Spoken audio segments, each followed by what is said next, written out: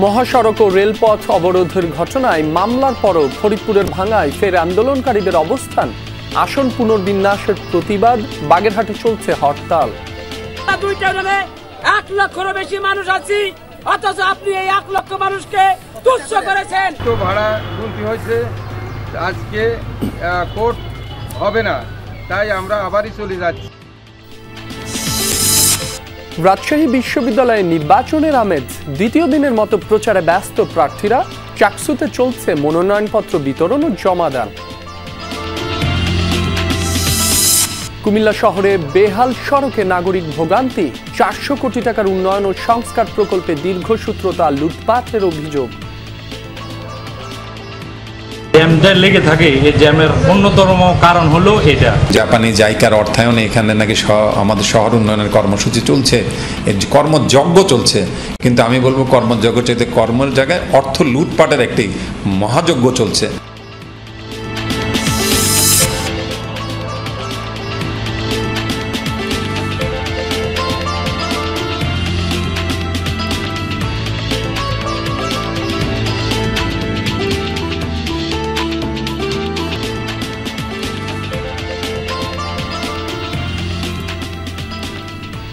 সংবাদ সারা দেশে আমন্ত্রণ, আপনাদের সাথে আছি মাসুম রাব্বি। এতক্ষণ শিরোনাম দেখছিলেন, এবার জানাবো বিস্তারিত।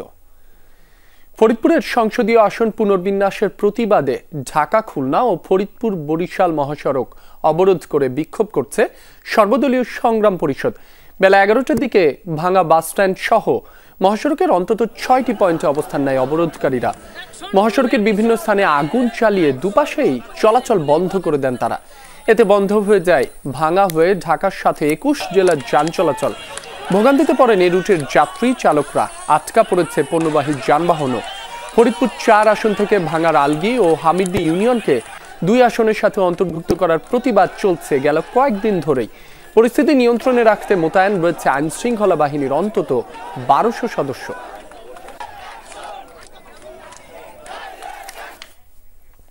এ বিষয়ে আরো জানাতে যুক্ত হচ্ছেন সহকর্মী আব্দুল মান্নান। মান্নান, মহাসড়কের কোন কোন পয়েন্টে অবরোধ করা হয়েছে? জি ভাই, আমি শুনতে পাচ্ছি।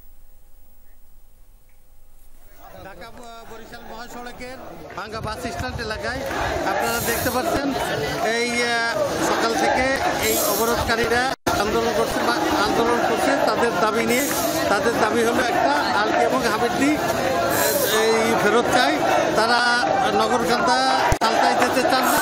এই দাবিতে গত 6 দিন ধরে তারা রাজপথ, সড়কপথ এবং রেলপথ অবরোধ করে রাখছেন এবং আজকে সকাল থেকে তারা টায়ার চালিয়ে সড়কে অবরোধ করছে এবং বিক্ষোভ করছে। সেই সাথে আইন শৃঙ্খলা বাহিনীর 1200 সদস্য তারা মাঠে রয়েছে। এই মুহূর্তে আমরা দেখছি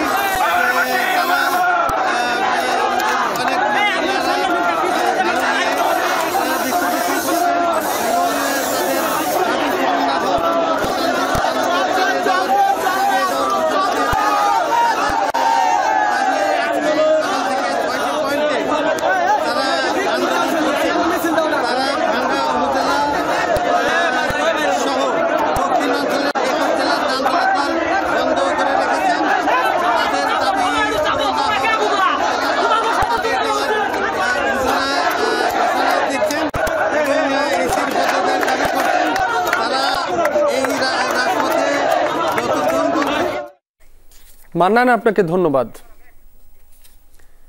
এদিকে আসন পুনর্বিন্যাসের দাবিতে ফরিদপুরের ভাঙায় সড়ক ও রেলপথ অবরোধের ঘটনায় 90 জনের নাম উল্লেখ সহ অজ্ঞাত 100 থেকে 150 জনকে আসামি করে মামলা হয়েছে। রোববার রাতে ভাঙা থানার এসআই হাবিবুর রহমান এই মামলা করেন। এতে প্রধান আসামি করা হয়েছে আন্দোলনের নেতৃত্বে থাকা সর্বদলীয় সংগ্রাম পরিষদের প্রধান সমন্বয়ক সিদ্দিক মিয়াকে। মামলায় উল্লেখ, ফরিদপুর 4 আসন থেকে ভাঙার আলগি ও হামিদ্দি ইউনিয়নকে আলাদা করার প্রতিবাদে ঢাকা খুলনা মহাসড়কের সুয়াদিতে গাছ ফেলে ও আগুন জ্বালিয়ে যান চলাচলে বাধা দেয় আন্দোলনকারীরা। পুলিশ এতে নিষেধ করলে মারমুখী অবস্থান নেয় তারা। আইন শৃঙ্খলা বিঘ্নের অপরাধে হয় এই মামলা। এরই মধ্যে প্রধান আসামি সিদ্দিক মিয়াকে গ্রেফতার করা হয়েছে। বাগেরহাটের 4টি সংসদীয় আসন পুনর্বহালের দাবিতে ফের চলছে সর্বদলীয় সম্মিলিত কমিটির সকাল সন্ধ্যা হরতাল। সকালে ঢাকা খুলনা মহাসড়কের বিভিন্ন গুরুত্বপূর্ণ পয়েন্টে অবস্থান নেয় স্থানীয়দের পাশাপাশি বিভিন্ন রাজনৈতিক দলের নেতাকর্মীরা। জেলা প্রশাসকের কার্যালয়ের সামনেও অবস্থান নিয়ে স্লোগানে 4টি আসনের দাবি তুলে ধরেন অনেকে।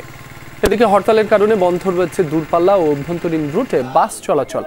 এতে বাগেরহাটের সাথে অন্তত 21 জেলার সড়ক পথে যাতায়াত বাধাগ্রস্ত হচ্ছে। তবে মোটরসাইকেল ও ভ্যান চলাচল করছে। পাশাপাশি আজ দোকানপাট, ব্যবসায়ী প্রতিষ্ঠান বন্ধেও নেই কড়াকড়ি। শারদীয় দুর্গাপূজার কথা চিন্তা করে মঙ্গল ও বুধবার অর্ধদিবস হরতাল পালন করবে সংগঠনটি। জেলা সংসদীয় আসন 4টি বহাল রাখার দাবিতে বেশ কয়েকদিন ধরে হরতাল ও অবস্থান কর্মসূচি পালিত হচ্ছে। আমরা জনসাধারণের দুর্ভোগ এড়ানোর জন্য আমরা আমাদের হরতালকে একটু শিথিল করেছিলাম। তবে আমাদের এই আন্দোলন 4টি আসন বহাল রাখার যে আন্দোলন, এটি আমরা চালিয়ে যাব। জনদুর্ভোগ কমিয়ে আমাদের আন্দোলন অব্যাহত থাকবে। আন্দোলনের পাশাপাশি আমাদের দাবি আদায়ের জন্য আমরা আইনি পদক্ষেপ গ্রহণ করছি। যাদের একটু ভোগান্তি হচ্ছে, মানে গাড়িতে যাত্রী হচ্ছে না, আমাদের যাত্রী কীভাবে আমরা আসবো, এই জন্য রাস্তায় কোনো ভোগান্তি নাই। অতিরিক্ত ভাড়া গুনতি হয়েছে, আজকে কোর্ট হবে না, তাই আমরা আবারই চলে যাচ্ছি। বাগেরহাটের সবশেষ পরিস্থিতি জানবো, যুক্ত হচ্ছেন সহকর্মী ইয়ামিন আলী। ইয়ামিন, হরতালের সার্বিক চিত্র এখন কেমন দেখছেন? স্থানীয় আন্দোলনকারীরা কি বলছেন? রাব্বি, হরতালের সার্বিক চিত্র আমি আপনাকে একটু দেখাতে চাই। সেটি হলো যে আমার পিছনের যে মহাসড়কে আমরা দেখছি যে ছোট যে যান, এই যান চলাচলের সংখ্যা বেড়েছে, মানুষের সংখ্যাও বেড়েছে। গত হরতালগুলিতে এই রোডটি অনেকটা বলা চলে যে একেবারে খুবই কম মানুষের আনাগোনা ছিল, যানবাহনের সংখ্যা ছিল না বললেই চলে, মানুষের ভোগান্তি ছিল। আজকে যারা হরতাল করছে তারা একটু ভিন্নধর্মী হরতাল করছে, খানিকটা বলা চলে যে সহনশীল পর্যায়ে রয়েছেন তারা। মোড়ের যে গুরুত্বপূর্ণ মোড়গুলি সেখানে তারা ব্যারিকেড দিয়ে রেখেছেন বা তারা অবরোধ করেছেন। তারা বিশেষ করে অফিস আদালতগুলিতে একটু অবরোধটা বেশি করেছেন, বিশেষ করে জেলায় অফিসের গেটগুলিতে। এই জায়গাগুলিতে তারা অবস্থান নিয়েছেন এবং অবস্থান নিয়ে তারা শান্তিপূর্ণ কর্মসূচি, তাদের দাবি আদায়ের জন্য তারা নির্বাচন কমিশনকে যে দিয়েছেন যে দেওয়া না হয় তাহলে কর্মসূচি হুমকি দিচ্ছেন। পাশাপাশি তারা যেটি বলছেন সেটি হলো যে বাগেরহাট থেকে তারা এই আন্দোলনটিকে ঢাকায় নিয়ে যেতে চান। তারা নির্বাচন কমিশনের অফিস ঘেরাও করতে চান, তারা জাতীয় প্রেস ক্লাবের সামনে মানববন্ধন করতে চান, তারা আন্দোলন করতে চান। এই সাথে সাথে তারা উচ্চ আদালতের রিটও করতে চান এবং ইতিমধ্যে তারা বলছেন যে রিট দাখিল হয়েছে। সেক্ষেত্রে তারা যেটি বলছে যে আমরা 2টি প্রক্রিয়ায়, অর্থাৎ একটি রাজপথের আন্দোলন আর একটি আইনি লড়াই, এইটি প্রক্রিয়ায় অর্থাৎ একটি রাজপথের আন্দোলন আর একটি আইনি লড়াই। ইয়ামিন, আপনাকে ধন্যবাদ। উৎসবমুখর পরিবেশে চলছে রাজশাহী বিশ্ববিদ্যালয় কেন্দ্রীয় ছাত্র সংসদ রাকসু ও হল সংসদ নির্বাচনের প্রচার। গতকাল চূড়ান্ত প্রার্থী তালিকা প্রকাশের পর থেকেই শুরু হয় আনুষ্ঠানিক প্রচার। দ্বিতীয় দিনে আজ সকাল থেকে বিভিন্ন একাডেমিক ভবন, আবাসিক হল সহ ক্যাম্পাসের বিভিন্ন স্থানে গণসংযোগ করছেন প্রার্থীরা। শিক্ষার্থীদের দিচ্ছেন নানা প্রতিশ্রুতি। রাকসুতে 23টি পদে লড়ছেন 247 জন প্রার্থী। এর মধ্যে ভিপি পদে 18, জিএস পদে 13 ও এজিএস পদে 16 জন প্রতিদ্বন্দ্বিতা করছেন। ছাত্রদল মনোনীত ঐক্যবদ্ধ নতুন প্রজন্ম, ছাত্র শিবির সমর্থিত সম্মিলিত শিক্ষার্থী জোট সহ এ পর্যন্ত 12টি প্যানেল ঘোষণা করা হয়েছে। আগামী 25 সেপ্টেম্বর রাকসু ও হল সংসদের ভোট গ্রহণ হবে। মোট ভোটার প্রায় 29,000।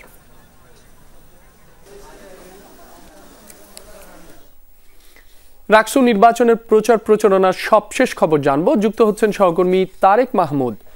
তারেক, প্রার্থীদের প্রচার প্রচারণা কেমন দেখছেন আজ দ্বিতীয় দিনে এসে? ভোটারদের কি কি প্রতিশ্রুতি দিচ্ছেন তারা? রাব্বি, সকাল থেকে কয়েকজন প্রার্থী তাদের হ্যান্ডবিল নিয়ে এবং তাদের যে ইশতেহার সেটি নিয়ে কিন্তু রাজশাহী বিশ্ববিদ্যালয়ের বিভিন্ন জায়গায় প্রচার প্রচারণায় নেমে পড়েছেন। আমার ঠিক সামনে, ডানে এবং বামে মোট 4 জন প্রার্থী এই রাজশাহী বিশ্ববিদ্যালয়ের যে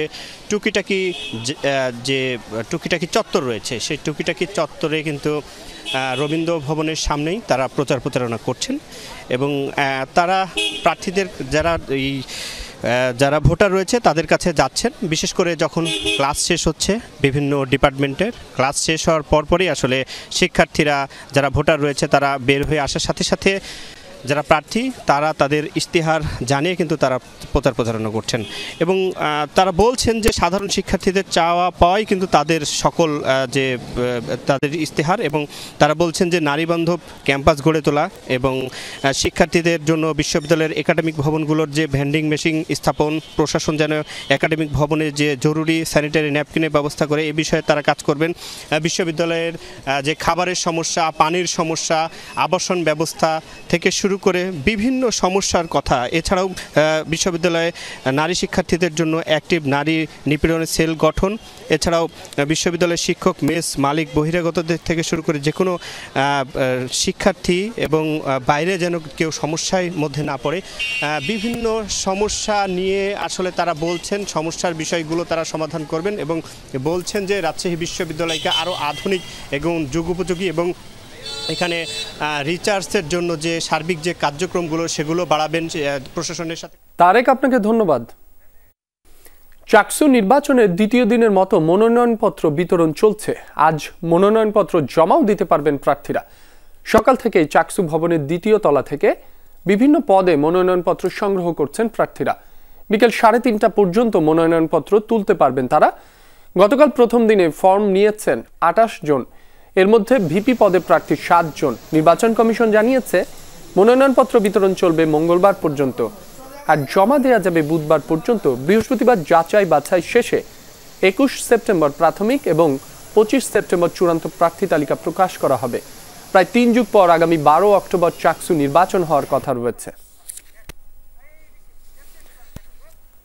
যুগপৎ আন্দোলনের বিষয়ে ব্রিফ করছেন জামাতের নায়েবি আমির আব্দুল্লাহ মোহাম্মদ তাহের। সরাসরি যাচ্ছি সেখানে। সুতরাং ইলেকশন কমিশন যে কথা বলছে যে ট্রেডিশনাল পদ্ধতিতে নির্বাচন করা, এটাও সংবিধানে নেই। সুতরাং যেহেতু দুইটা দাবি আছে, দুইটা দাবি নিয়ে আলোচনা হওয়া উচিত, ইলেকশন কমিশন আলোচনা করা উচিত যারা এই দাবি করছে, এবং তারপরে একটা ফয়সালা হওয়া উচিত। এইটা নির্ধারণ না করে একতরফাভাবে আগের নিয়মে ইলেকশন কমিশনের রোডম্যাপ ঘোষণা করাটা একটি অন্যায় হয়েছে বলে আমরা মনে করি। আর একটি কথাকে বলে যে সংবিধানে নাই, আরেকটি দ্বারা বুঝাতে চেয়েছেন আরেকটা সংবিধান আছে, তাহলে এটা এক ধরনের বিভ্রান্তি এবং এটা ভুল তথ্য। না, এটা কোনো ধাক্কা হয় নাই, ধাক্কা খায়ও নাই, কেউ ধাক্কা দেয়ও নাই। এখানে যেটা আমরা বলেছি সেটা হচ্ছে 25টি রাজনৈতিক দল আউট অফ 31 পিয়ারের পক্ষে, এবং আমি সেটা আপনাদের ইতিমধ্যে বলেছি যে কোয়ালিটি এবং কোয়ান্টিটির ব্যাপারে আমাদের পার্থক্য আছে। কিছু দল পূর্ণ 2 কক্ষে চায়, কিছু দল আপার কক্ষে চায়, কিন্তু পিয়ার চায়। আমি আবার রিপিট করলাম, এখন যে কথাটা বলেছেন যারা পিয়ার চায় তাদের সকলের সাথে আমরা যোগাযোগ করছি, যদি সরকার স্বাভাবিকভাবে না করে, যাতে আমরা আন্দোলনে এই দাবিতে এক হতে পারি। 3 বছর ধরে চলছে কুমিল্লা সিটি কর্পোরেশনের সড়ক উন্নয়ন কাজ, তাও আবার প্রায় 400 কোটি টাকার প্রকল্প, অথচ কমছে না নাগরিক ভোগান্তি। সচেতন মহল বলছে সুষ্ঠু তদারকির অভাবে চলছে অর্থ লুটপাট। তবে দ্রুত সমস্যা সমাধানের আশ্বাস নগর কর্তৃপক্ষের। সকাল কিংবা সন্ধ্যা দুরুবিসহ এমন যানজট থেকে রেহাই নেই। নিত্যদিনের এই চিত্র কুমিল্লার পদুয়ার বাজারের। যানজটের প্রধান কারণ অটোরিকশা আর সিএনজির অনিয়ন্ত্রিত চলাচল। এক সময় এসব হালকা যানবাহন শহরে প্রবেশ ও বের হওয়ার জন্য 22 নম্বর ওয়ার্ডের শ্রীবল্লভপুরের পূর্ব ও পশ্চিম পাড়ার এই সড়ক ব্যবহার করত। তবে বর্তমানে রাস্তাটির বেহাল অবস্থার কারণে মূল সড়কে উঠে পড়ছে যানবাহনগুলো। পদুয়ার বাজার বিশ্ব রোডে যে জ্যামটা লেগে থাকে, এই জ্যামের অন্যতম কারণ হলো এটা। এদিক দিয়ে কিন্তু 3 হুইলার, সিএনজি, অটো এগুলা কিন্তু এদিক দিয়ে শহরে ঢুকতো। এলাকার মানুষ বাজার, হাট বাজার এবং হাসপাতালে যাতায়াতের জন্য খুবই কষ্ট করতেছেন। শরীরেরও ক্ষতি, দেহেরও ক্ষতি, গাড়িরও ক্ষতি। তোমার মধ্যে শান্তি নেই, চালাইতে ভাঙ্গা রোডটা দেখেন। শহরের আরও বেশ কিছু সড়কের একই দশা। খানাখন্দে ভরা রাস্তাগুলো চলাচলের অনুপযোগী হয়ে পড়ায় ভোগান্তির শেষ নেই। অথচ 2022 সালে প্রায় 400 কোটি টাকা ব্যয়ে 305 কিলোমিটার সড়ক সংস্কার ও নির্মাণের প্রকল্প হাতে নেয় সিটি কর্পোরেশন। তবুও রাস্তাঘাট এমন বেহাল কেন? বরাদ্দের টাকা নামমাত্র এটা যেটুকু ব্যয় করা হয় এটুকু সুষ্ঠু তদারকি করার অভাবে অনেক রাস্তাঘাটে ভেঙে পড়েছে। জাপানি জাইকার অর্থায়নে এখানে নাকি আমাদের শহর উন্নয়নের কর্মসূচি চলছে, কর্মযজ্ঞ চলছে, কিন্তু আমি বলবো কর্মযজ্ঞ চাইতে কর্মের জায়গায় অর্থ লুটপাটের একটি মহাযজ্ঞ চলছে। প্রকল্পে অর্থ লুটপাটের অভিযোগের সুস্পষ্ট জবাব মেলেনি সংশ্লিষ্ট কর্তৃপক্ষের কাছে। সিটি কর্পোরেশনের নির্বাহী প্রকৌশলীর দাবি, জনবল সংকটে তদারকি সম্ভব হচ্ছে না, আর দ্রুতই জলাবদ্ধতা যানজট নিরসনের আশ্বাস দিলেন প্রশাসক। জনবল সংকটের কারণে কিন্তু আমরা এগুলা তদারকি ঠিকভাবে করতে পারি না। সড়ক পারপাসে আপনার ব্যয় প্রায় 400 কোটি টাকা। এই 305 কিলোমিটার রাস্তা ব্যয় হবে 399 কোটি। যানজট, জলাবদ্ধতা, বর্জ্য ব্যবস্থাপনা এবং সড়কের যে বেহাল দশা রয়েছে এগুলি নিয়ে আমরা সামগ্রিকভাবে কাজ করছি। আমরা আশা করছি এই সামগ্রিক প্রচেষ্টার মধ্য দিয়ে, একটা কোঅর্ডিনেটেড এফোর্টের মধ্য দিয়ে আমরা একটা সুন্দর নগরী গড়ে তুলতে পারব। জনগণের ট্যাক্সের কোটি কোটি টাকা ব্যয়ে এসব সড়ক সংস্কার ও নির্মাণ কাজের সুষ্ঠু তদারকির মাধ্যমে এর সুফল নিশ্চিত করবে স্থানীয় সরকার বিভাগ, এমনটাই প্রত্যাশা সচেতন মহলসহ সাধারণ মানুষের। খোকন চৌধুরী, যমুনা নিউজ, কুমিল্লা। সার সংকটে দুশ্চিন্তায় দিন কাটছে কুড়িগ্রামের কৃষকদের। ফসল আবাদের মৌসুমেও ডিলারদের কাছ থেকে মিলছে না সার। বেশি দরে অন্য ইউনিয়ন থেকে কিনতে হচ্ছে ইউরিয়া, টিএসপি ও ডিএপি। চাষিদের অভিযোগ, কৃত্রিম সংকট তৈরি করেছে অসাধু ব্যবসায়ীরা। কৃষি অধিদপ্তরের কর্মকর্তা জানালেন, নিয়মিত এই অভিযান পরিচালনা করা হচ্ছে। বিস্তৃত মাঠ জুড়ে ধানের আবাদ, পরম যত্নে দেখভাল করছে কিষানি। কাঙ্ক্ষিত ফলনেও হাসি নেই কৃষকের মুখে। কুড়িগ্রামে রোপা আমন চাষের শুরু থেকেই চলছে সার সংকট। দিন যত গড়াচ্ছে সংকট আরও তীব্র হচ্ছে। ডিলারদের দোকানে ঘন্টার পর ঘন্টা দাঁড়িয়েও চাহিদা অনুযায়ী সার মিলছে না, অথচ সারের অভাবে নষ্ট হচ্ছে জমির ফসল। আবাদ করে মনে যে বিপদে আছে, সার পাওয়া যাইতেছে না। যদিও সার পাওয়া যাইতেছে, মনে করেন যে 2 অঞ্চলে ঘুরে সার খোঁজে, মনে যে আবার টিকিট কাটি সার নেওয়া লাগে। 2.5 বিঘে জমি আবাদ করছি, প্রায় 4 কিলো ঘুরিয়ে সার পেলাম 20 কেজি। এখন 20 কেজি দাম হলো 32 টাকা করে কেজি। গরিব মানুষ করবি আর ভাই না, সারের ব্যবহারের জন্য আবার নর্মাল পড়ে গেছে। বা কৃষকের অভিযোগ, কৃত্রিম সংকট তৈরি করে বেশি দরে বিক্রি হচ্ছে ইউরিয়া, টিএসপি এবং ডিএপি সার। তবে ব্যবসায়ীরা সেই অভিযোগ অস্বীকার করে বলছেন, সরবরাহ কমে যাওয়ায় খোলা সার বিক্রি করা হচ্ছে। আর অনেক আছে স্টক, কিন্তু সিন্ডিকেটরা স্টক করে সার দিচ্ছে না। দেখেন ওইখানে অনেক কৃষক সারের জন্য অপেক্ষা আছে। সার ব্যবহার আমার জমির ধান নষ্ট হয়ে যাচ্ছে। আমি ডিলারের কাছে সার বিলি গেছি, ডিলার আমার 30-40 কেজি সারের কথা কয়। এই ইউনিয়নের সার আরেক ইউনিয়নে বেচতেছে, বা আমাদের মতো অনেক দোকানদারের কাছে টাকা বেশি নিয়ে বিক্রি করতেছে। কারা সেটা? ওই ডিলারেরা। এখানকার সার বাইরে নিয়ে যাওয়ার জন্য অনেক চেষ্টা করতেছে, এই জন্য আমরা দিচ্ছি বস্তা খুলি তাদেরকে 30 কেজি 20 কেজি, যাতে আমার সারটা বাইরে না যায়। কৃষি অধিদপ্তরের কর্মকর্তা জানালেন, সারের কোনো সংকট নেই। অসাধু ব্যবসায়ীরা কৃত্রিম সংকট তৈরির পায়তারা করছে। তাদের বিরুদ্ধে নিয়মিত চলছে প্রশাসনের অভিযান। বিভিন্ন জায়গায় সারের সংকটের কথা শোনা যায়, যেটি বিশেষ করে যারা খুচরা ব্যবসায়ী তারা একটি কৃত্রিম সংকট তৈরির প্রক্রিয়া করতে পারে। সেক্ষেত্রে আমরা সজাগ আছি এবং আমরা সেক্ষেত্রে কোনো অভিযোগ পেলে সে জায়গায় মোবাইল কোর্ট পরিচালনা করছি এবং আইনানুগ যে ব্যবস্থা সেটি গ্রহণ করছি।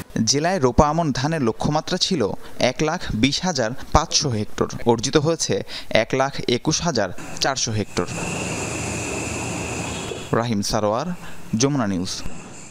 এই ছিল সংবাদ সারা দেশের এখনকার আয়োজনে। এতক্ষণ যারা সাথে ছিলেন সবাইকে ধন্যবাদ।